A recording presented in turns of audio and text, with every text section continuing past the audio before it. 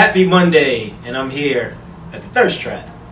Under Pressure, Hyperbarics with Nicole Garrett, the founder and CEO. And today, you gotta listen, we're gonna be talking about the cheat codes to recovery. So Nicole, how you doing today? I'm doing well, how are you? I'm phenomenal. It's Monday, it's a new week, it's October. Yeah. So tell us more about, Under Pressure's, is it Hyperbarics or Hyperbarics? Hyperbarics. Hyperbarics. Like, So what is it? hyper means increased. Okay. And then barracks is pressure. So we increase pressure. Increase pressure to... So when you think about hyperbaric oxygen, if I were to just put you on oxygen right now, not going to do a whole lot for you. You're otherwise healthy. Yeah. What we do with hyperbaric oxygen therapy, we put you inside a chamber, we pressurize the chamber, and we can manipulate how we get oxygen into your body. So we're dissolving oxygen into all your body fluids. You don't even need your red blood cells anymore. And that oxygen goes to all your tissues, all those injuries, that shoulder you just dislocated. Yes. It gets in there, it pulls that inflammation down, we throw some stem cells at it, and recover. Yeah. Hey guys, that sounds like a lot, but I promise you it's good. But before we tap into that, who is Nicole and how did you get started into Hyperbarics? Like, where did it all start for you? Yeah, so I was a commercial diver by trade. So hard hat diver, kind of underwater welding. If you think diver like in the ocean? Mm-hmm. Okay. Yeah, like the big steel helmets. Yeah. That's why it's part of our logo. Okay. And a dive medic. And from there I went on to work at UCSD. We worked in trauma for a long time, so a lot of big crush injuries, massive blood loss, kind of big things. Went on to do traumatic brain injury research for the Department of Defense. And then from there I started opening hospital-based facilities all over the country. So most hospitals don't own their chambers. It's kind of a lot that goes into putting this together, so they contract it out. So what people, or what the demographic of people use the chambers the most? Is it the elderly? Is it athletes? Is it, people who, construction workers, like people with injuries? Like who? Yeah, it's anyone who needs to recover. Okay. So by default, you do get a lot of elderly. Okay. Just because as we age, things don't heal as well as they used to. Yeah. There's a ton of research going into dementia and Alzheimer's and actually lengthening the telomeres on your DNA, so anti-aging on a DNA level from this. But outside kind of the hospital-based things, we're in LA. We treat all your stunt people here because they come bouncing out of the chamber going, I feel amazing. And we're like, don't re-hurt yourself. But it's just, like I said, it's a cheat code for recovery. Yeah. So if you can go in, get the therapy, and then come out feeling amazing, why not? Yeah, I was here not too long ago. I'm thinking July. I came from my shoulder. I dislocated it. Yeah. You put me in. I think I was in there for like an hour. Mm-hmm. Now, me, because I've done it multiple times, like I understand the feeling it does for me, but what is the actual process that's happening while I'm in there to my muscles and my body when I'm under pressure? Yeah, so kind of like I said in the beginning, when we put you in the chamber and we're compressing your whole body. Okay. Now anything that you breathe is concentrated and it's dissolved in all your fluids. So like think of a soda that's carbonated, all those little bubbles inside there. Well, now that concentrated oxygen is going to your joints, and it calms down the inflammation, it stimulates collagen synthesis, it stimulates stem cells to be released, and your body just goes, okay, where do I put this? And your whole body's in there, so it's going to start healing everything, not just the shoulder. Not just the shoulder. And how often should someone with an injury, or say like I know people who have like lower back problems, right? Yeah. How often should they come in? Once a week, once a month, several times a month? Like, how consistent should they be to kind of get the full benefit? That depends on their specific injury, and when people come in, we do a full consult and kind of get their whole makeup and figure out what the best plan is for them. So if you have kind of a long-term nagging injury lower back, a lot of times you can find a good maintenance dose. A lot of our referring surgeons come in after a long day of surgery because they're hunched over the patient all day, they get that same back pain. They come in once and they're great for another month or two. If you're really trying to heal an injury, like our athletes, our pro athletes that come in, you want to come in every day. It's like your antibiotics, you don't skip a dose. Really, every day? Every day. And get that compound. So do you like the professional athletes that play big time sports? Let's say someone like LeBron James. Does he use this equipment or technology every day? He tries to. He has what's called a mild hyperbaric chamber. So what's that? This is a can of worms where people are going to start getting really upset on the live. Mild hyperbarics was developed and approved for treating altitude sickness only. So for our wildland firefighters that go up in the mountains and fight fires. They get altitude sickness. They're working hard. They're breathing heavy. There's not as much oxygen in the mountains. Yeah. They can put them in those soft-sided mild chambers to bring them back to sea level or so, and treat it on the mountain so they can go back out and fight. To do that here, it's not enough oxygen to be dissolved in your tissues to drive it into those injuries. So you really need kind of these more powerful chambers. So that's what he was using. That's part of the reason his injury took so long to heal. You take someone like Mo Bamba, who had the same injury. He came in. Mo Bamba is an NBA player, right? NBA on the Lakers. Okay. He came in here every day and had some of the same code therapies with the hyperbarics, and was cleared by the playoffs to go back in. So, and that's just much more powerful. So, you know, I know not only you got the hyperbaric, but you have a lot of other, you know, services here. You know, for me, I went to France this past summer. You guys did a jet lag drip. Yeah. You know, I felt incredible. My time on the plane, when I got off, when I came back. So, along with the hyperbaric, what else services do you guys provide that benefits the whole ecosystem of the body? Yeah, so we do the IV therapy, different just high nutrient IVs. The advantage of doing an IV versus just taking your multivitamins, depending upon your gut health and your ability to absorb those vitamins, doing an IV, we bypass that. Okay. It's in your system. Quicker? It's quicker, but you also are guaranteeing absorption. Okay, if you break have that down. You're not if you guaranteeing have absorption to- when I'm not taking my vitamins? When you eat your vitamins, it's got to go to your stomach, it's got to be broken down, your small intestine, your large intestine, they all start absorbing things. But if that's not optimized for whatever reason, then you can't absorb everything. No. So is liquid vitamins better than like capsules? Kind of ebb and flow? It's still largely dependent on your own gut health. Okay, got it. And so, you know, everyone's got inflammation right now. Our diet's a huge component of that. If your gut's inflamed, you're not absorbing everything. So then you're just going to pee it out. And what keeps a person gut inflamed? Is it like just hereditary, DNA? Is it lack of rest? Is it stress? Like what? Well, stress is probably the biggest trigger of inflammation in the body. Got it. Over everything else. But then you got to look at what you're putting in. You can't put in 85 octane, 87 octane into a high performing body and expect to win the next F1 race. It's just not going to happen. You know? Right. So you can't stop the packaged foods, stop the processed foods, just get real food. Yeah. So for someone who travels a lot like myself, like I'm going to Cancun in a month, what type of drip should I come in and get?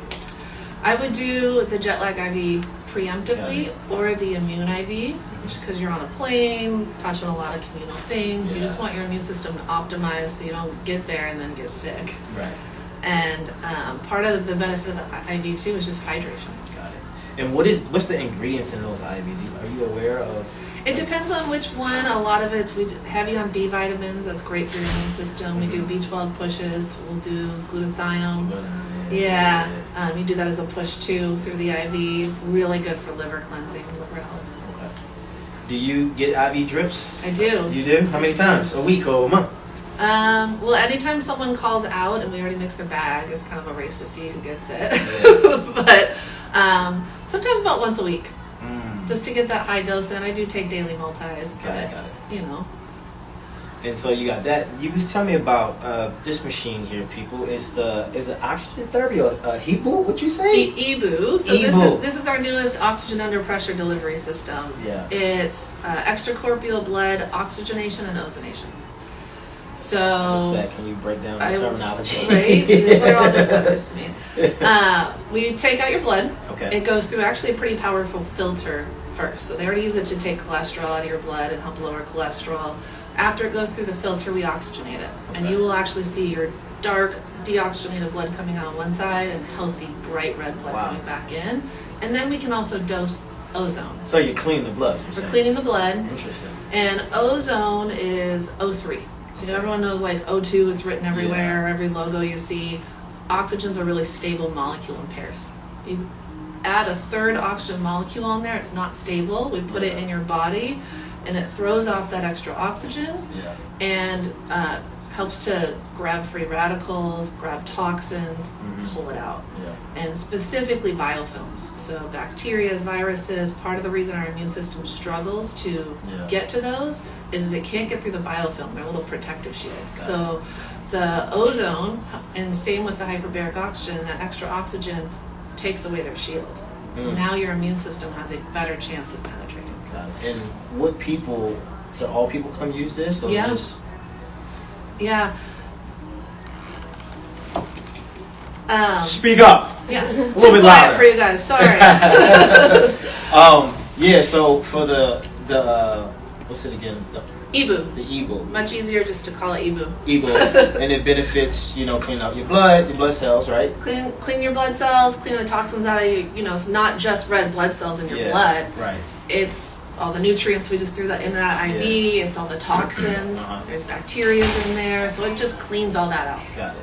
And how often should someone come and clean their blood? Once a month? Usually, if you're a pretty healthy person, you do it on like a quarterly basis. Oh, wow. Or even twice a year. Yeah. If you're overcoming being sick, having COVID especially, everyone's got long COVID right now, those long-term symptoms, then you can kind of do it every week for a month and then go back to something like maintenance. So this is helps if you have COVID, you're saying?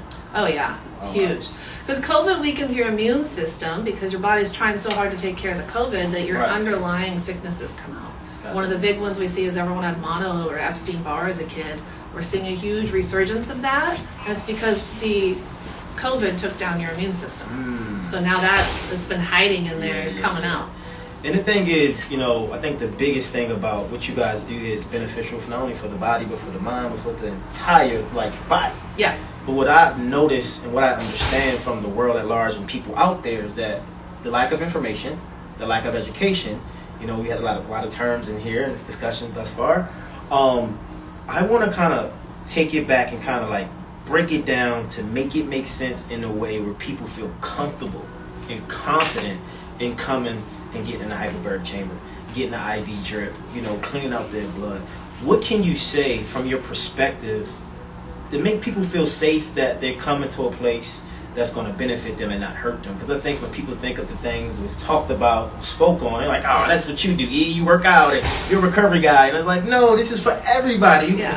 This is open to everyone. So what is it that you can say or give people so they can understand why it's so important to recover your body and to put your well-being first? Yeah, well, I think we're seeing this everywhere right now. As people are great at finally getting in the gym or starting to change, but they don't give themselves the proper recovery. Yes. They don't have the rest. They're not getting the nutrients back in to rebuild what you just stripped down. Yes. And then again, our favorite, most recent disease process everywhere, COVID just strips a lot out of you. And so coming in here or somewhere like here, as long as you have the right training and right equipment and right staff, is it's very safe. Yeah. All we're doing with the hyperbaric oxygen, it's pressure and it's oxygen, and we're letting your body do the rest. We're just using that pressure to kind of manipulate how we get it done. Yeah, and I think on this worksheet that we provided here, we're talking about people post surgery, people who have cerebral palsy, a lot of these things. Oh, here it is right here. So diabetes, cancer, autism, Lyme disease, recovery from plastic surgery, sports injury, stroke, traumatic brain injury usually helps when they come through the chamber, right? Yeah, on a fundamental level, all of those things are being treated the same way. Oh. So we're getting oxygen to areas that it was deprived. Okay. If you had surgery, we literally cut the oxygen supply off because we cut those blood vessels. Yeah. When we put you in the chamber, we're re-oxygenating that area. And with hyperbaric oxygen, it's the only thing we have in medicine that will regrow new blood vessels. Wow. So if you have a damage from surgery, if you have damage from a traumatic brain injury because your brain hit the inside of your skull, and you have a giant bruise on your brain where all those little tiny blood vessels have been ruptured, now we put you in the chamber and we just get oxygen in there. Yeah. You had a stroke. It's a little blockage of the blood flow in your brain and it cannot get past there. Yeah. So we flood the area with oxygen, and then when you come out, we take it out every day. That's what stimulates your body to go, wait a minute, I had something there a minute ago and I don't have it, I'm going to create it. And how long does it take for someone to notice recovery when they do the chamber? For our athletes who are in tune with their bodies, they come out literally after one treatment. Yeah. Jumping around, bouncing around. For us more regular people that aren't on your level, you don't always notice it right away, but surgeons will tell you they can see it in the OR after one treatment. And it's happening. Yeah, I wanted to say, it was 2 years ago, I was doing hyperbaric at a different place, and I was just doing, like, let me try, let me see. Like, I didn't feel anything, but there was a moment where maybe I thought I got COVID. I was like freaking out. My lower back was hurt, my upper back was hurt, and I was just like, my immune system is breaking down. I'm weak, and I got in the chamber, and I felt totally different. Yeah. And I was just like, what happened? Yep. Like, I knew my body changed, and I felt better, but I'm like, oh, it really works. Yeah. You know? Yes. Because sometimes people think this thing can be a placebo effect, right? Because when Yeah. they tell you, you believe it, it works. Yeah. Yeah. No, I mean, we can see it on a cellular level. We have data to show we go this deep for this tissue, and we go deeper for muscle, and even deeper for bone based on time to get the oxygen in there. We can see it, but to feel it, sometimes it feels slow. We're a I want my magic pill society. Yeah, because I wanted to heal like right now, right away. Now, I got a few people that I know, and I don't know if hyperbaric will change or help this, where they're having a lot of tension in their face, like in their jars. Does oxygen help with that or loosen that up? Or well, that's good. I mean, on some level, yes, okay, because you're going to get the inflammation down. Mm-hmm. But if they have a lot of tension in their jaw, they probably are grinding their teeth at night or sleeping tense. And so sometimes a night guard can help. Botox, and your insurance will usually even approve that, will help. You do Botox around the crown, the jaw, and down here, helps migraines. I would look into that as well. It'll make them feel better getting treatment, but then if they stop doing treatments, it would come back. That would be something I'd say look into the cause. And so they probably would have to kind of be consistent. Coming back. What about like knee injuries, like right underneath the kneecap, like tendonitis or like elbows? You know, I have clients that are older and they're always having tendonitis issues. So anytime you have itis, itis means inflammation. Okay. So yes. That was simple. Itis means inflammation. Itis means inflammation. That's simple. Very potent anti-inflammatory. Got it. And so that stuff will subtly go away when you're coming in, and then you'll stop treatment. And we've actually had a lot of patients get off their arthritis medications because they can get the inflammation down. But again, if you're not stopping the trigger, the inflammatory foods or the poor habits, sometimes it's posture related, then it will come back. So yes, we can get it to go away, but it's a band-aid for some of that. Now if it's an injury and you have a lack of oxygen and we get that blood supply fixed, you're great. And what is like the most common issue that you or challenge you guys see here on a day-to-day basis or weekly basis? As far as what people coming in, like coming in? For, is it like migraines, is it shoulders, is it back, is it knees, like, or just overall just immune system weak? Like, what is it? We're seeing a lot of, you know, I don't know if it's necessarily long COVID or just post-viral in general after the flu. We do see a ton of post-surgery. I mean, we are in Beverly Hills, so that's a huge area of specialty here. But I would say surgery and traumatic brain injuries are probably the two most prevalent for us right now. Surgery.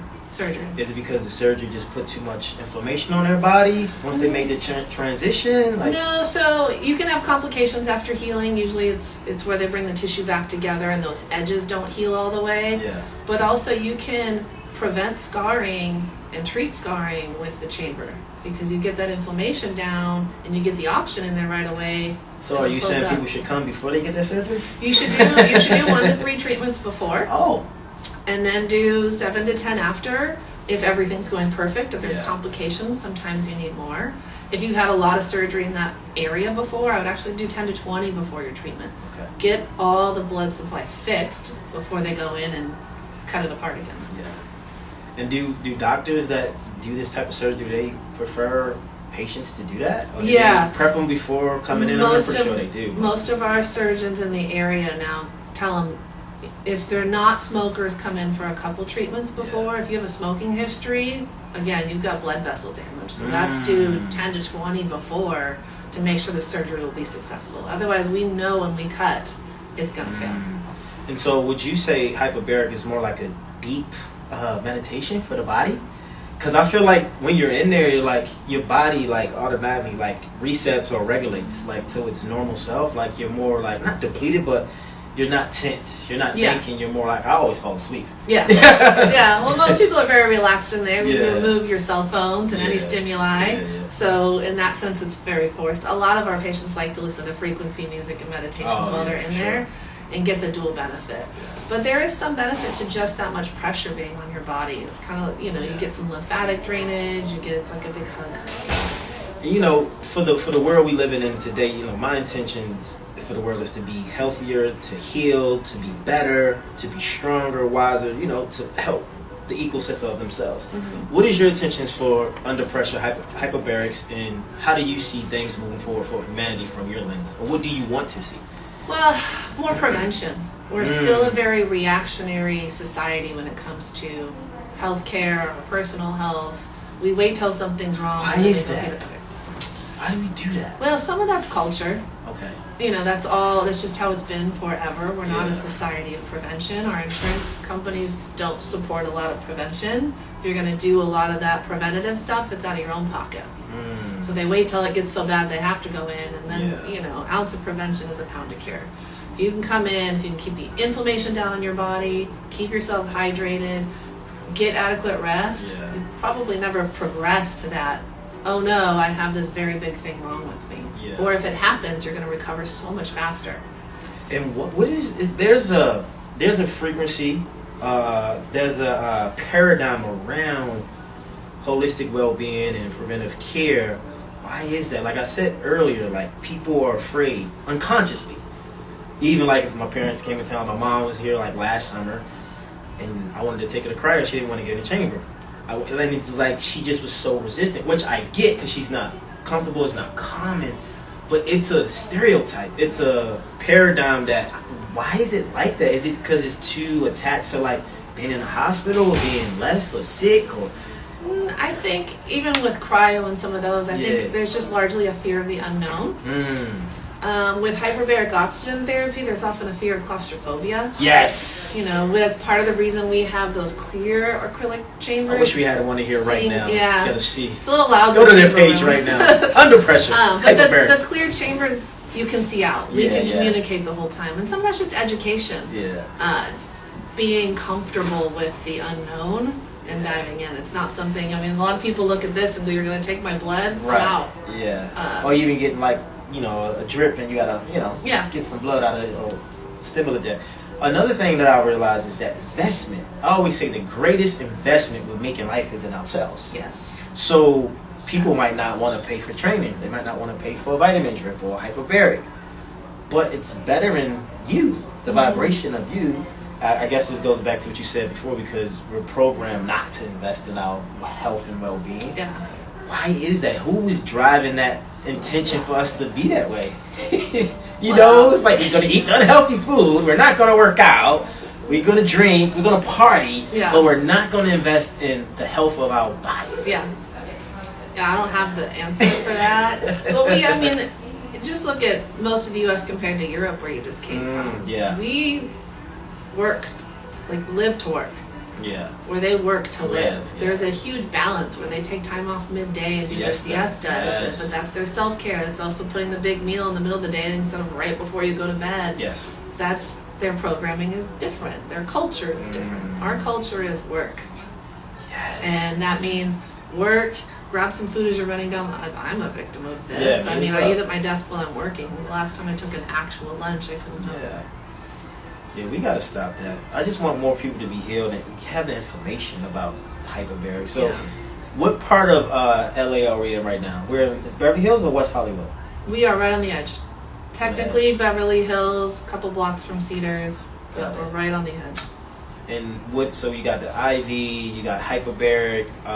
What else do you guys have here? We do peptide therapy. Peptides. What's that? Peptides are kind of hard to explain, but peptides are something, not like stem cells. Peptides are something, though, that's inside your body that you have, but you can supplement with. The most famous peptide right now is semaglutide. That's what's in Ozone.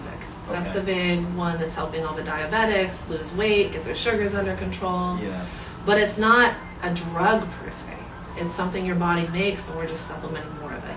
Those are all mostly injections every day, though. And why are people using it? I see a lot of people losing weight here in LA, Hollywood.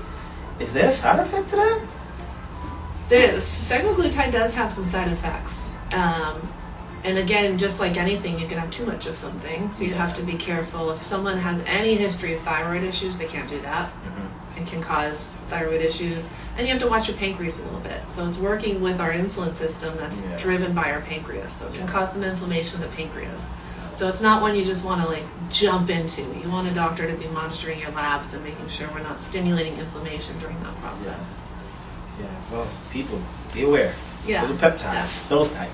Yeah. But anyway, what is your ideal client as far as like health and well-being? Like what they should eat, what you recommend they do once a week, a few times a week to be, fully healthy? Well, I think our ideal client is just someone who is an active participant. Okay. And that's true of anything in health. You have to actively be doing all the things you need to do outside of here to maximize the effort, the money, the time that you're putting into being here. Yeah. This is a great anti-inflammatory. It's going to stimulate stem cell release. It's going to get you where you want to be. But if you walk out the door and go eat a cheeseburger and French fries and a soda full of sugar and carbs and fats and salts, then you're undoing the benefits. Yeah. So you want to put everything in place and you'll have amazing results. Yeah, and like you said, we're so programmed to do the opposite. Yes. Because I think social media, the media has pushed out all the unhealthy things that we think we need or want. And sometimes it's not food. Sometimes tell people get married or get a college degree or buy that home. And it's not sustainable for everybody. Mm-hmm. I want to say that I think it's important if you can 3 times or 4 times a week move your body for 30 minutes. Yes. Right? Even if you just power walking, you go on a hike, you're spending time in nature, right? Try your best to eat as clean as you can, right? And understand what is your blueprint and your program when it comes to health and well-being. And more importantly, what is health to you? Because everybody's concept around health and well-being is totally different. Yeah. I know people say, I can eat what I want because I work out 5 times a week. Okay. But that's their concept. Doesn't mean it's going to work long term. Yeah.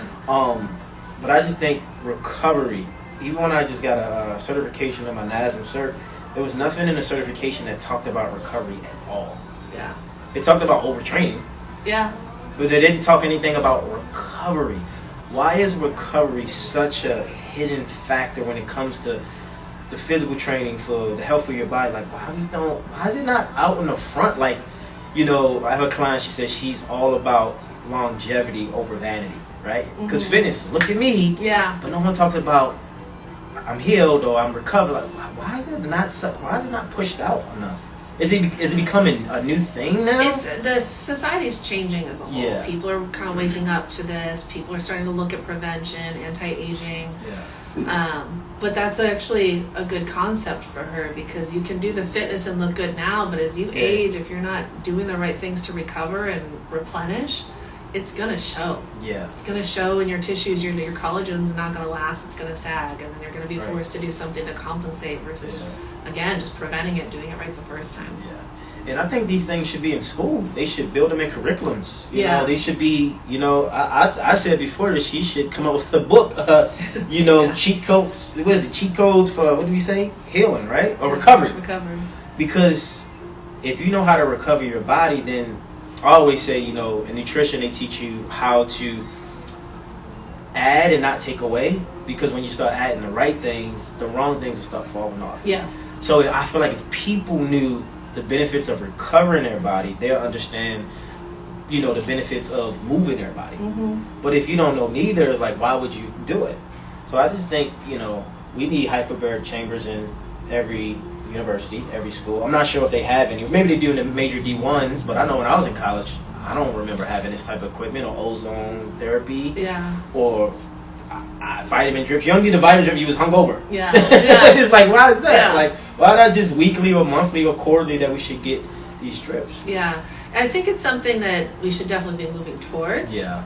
But there has to be an acceptance for it. Mm-hmm. And how do we accept it? I feel like you have the answer to that. Well, I think allopathic medicine has to accept it more. Allopathic, what is that? Allopathic is your traditional medicine, Okay. which is what we primarily use in the U.S. Yes. It's not more the holistic, where we Okay. look at your whole thing. We go, you have a knee injury, I'm going to send you to an ortho, he's going to look at your knee. Yeah.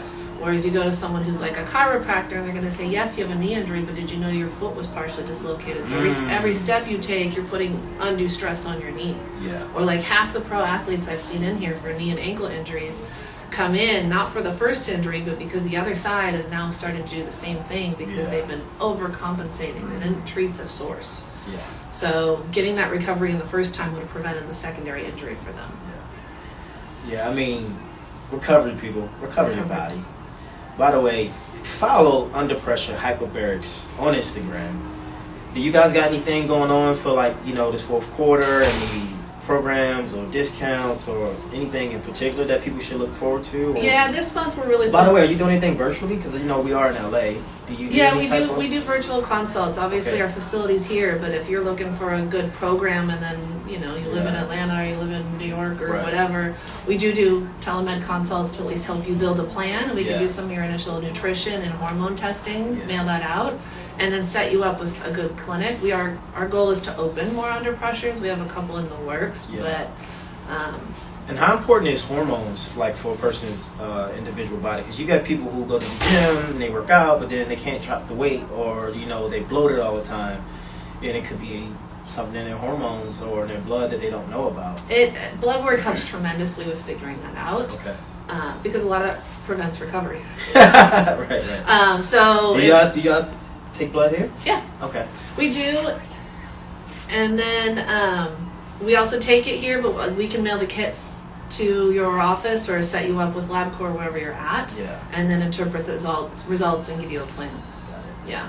So, but your hormones are important. They're like on and off switches for everything in your body, and so if those are off, they're going to be a huge factor on why you can't lose weight or why you feel you can't recover. All of that. Yeah. I mean, I just think in general, I've been recovering and working out for years, but what I do know, I always say it's the most undervalued or rated thing in the world is rest. Yes. You don't get out We rest. do not rest, sleep. Yes. Like we have to rest. And I think recovery is the cousin or the, you know, form of rest, right? Because you're allowing yourself to let go and receive. Yeah. I feel like when we're resting, we're receiving. When we're working out, we're going, we're giving. Well, and when you sleep is when your body does all its repair work. Yeah. So if you're not getting adequate sleep and adequate rest, then all that work you put in, you can't recover from it. Yeah. There was a pretty famous study for athletes done. It was Nike sponsored it, the Nike project, but they took a bunch of athletes. They had them train at sea level, but sleep in a hypobaric environment. So it's like sleeping at altitude. It's kind of like all of our fighters we know go train at Big Bear. And they all improved their times. And it's kind of like a legal way of blood doping. By depriving your body of oxygen at night, your body's forced to make more red blood cells to carry.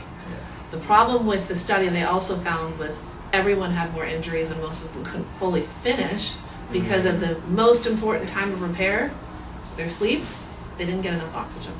Wow. So like then- if you lived in like Denver or in Colorado, would that be the case? It would be. If you're born there, your body naturally adapts. You guys have the cheat code embedded in you.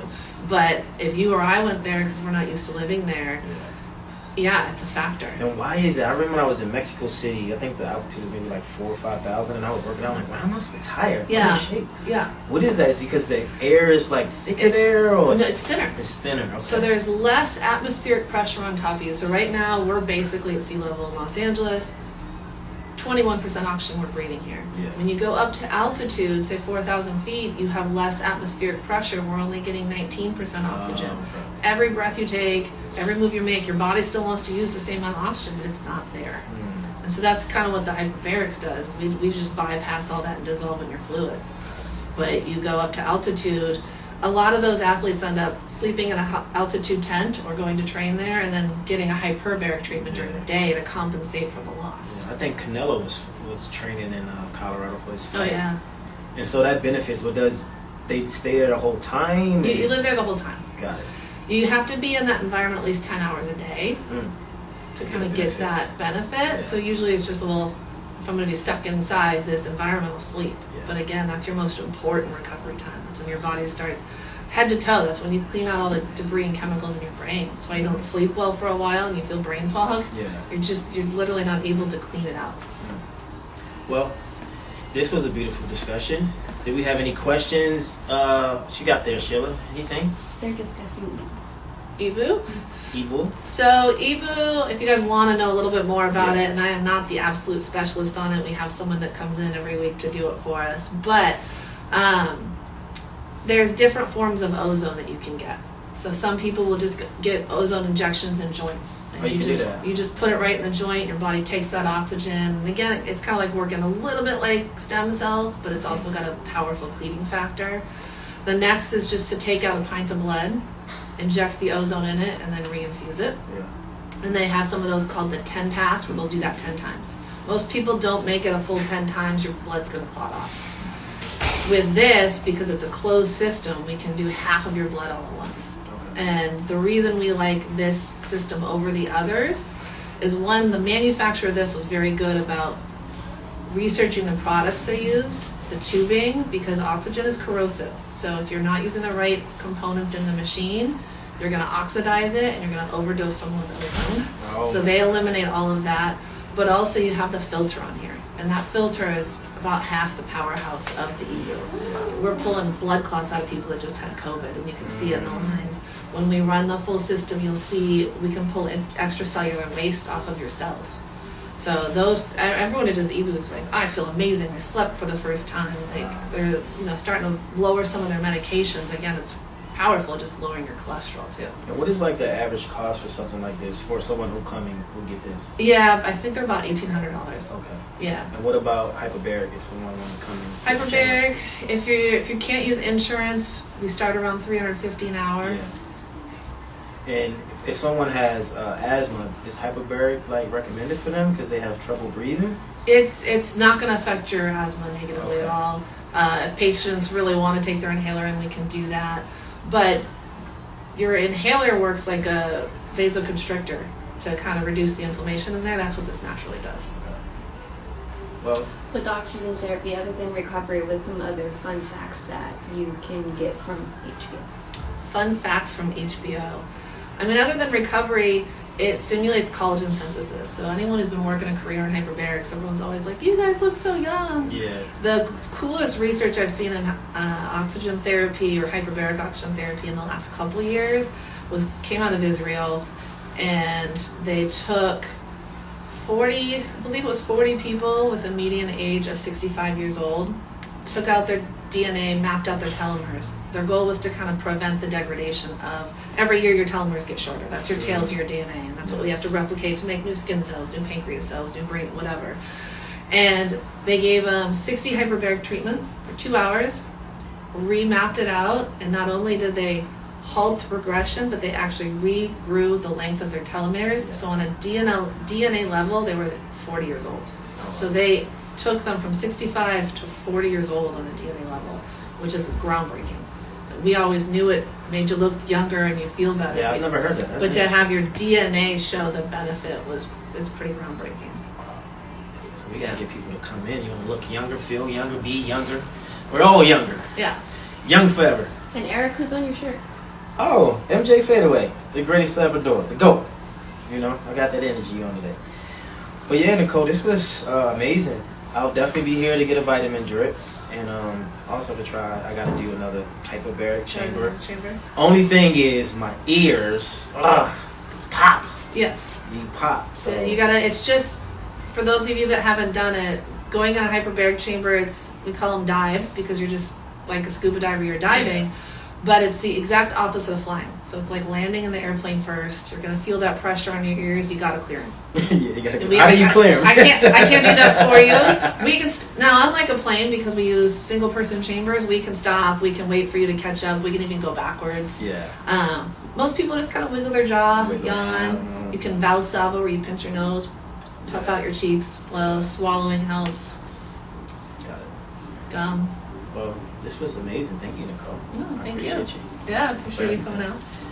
Guys, follow Under Pressure Hyperbarics. And what's your Instagram? Do you have a personal page? How can people get more Yeah, you information can from you? find They us wanna DM you? at Under Pressure Hyperbarics or Yeah. underpressure.com.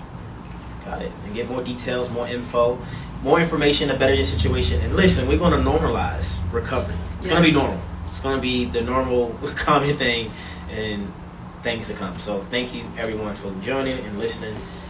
Have a good one. Peace and love.